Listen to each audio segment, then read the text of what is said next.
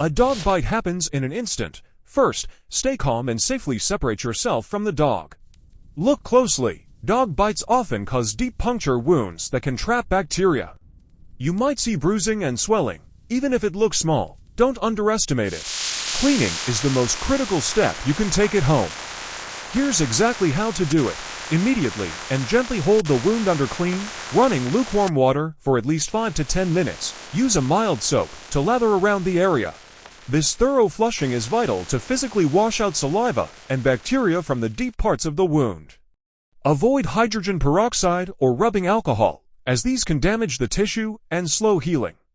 After washing, pat the area dry with a clean cloth. Apply a thin layer of antibiotic ointment to create a protective barrier. Then, cover the wound with a sterile bandage or gauze. Now, monitor closely. Infection can develop within 24 to 48 hours. Be alarmed by these signs: increasing redness, warmth, or swelling around the bite, throbbing pain, pus or discharge, or if you develop a fever. Red streaks spreading from the wound are a medical emergency.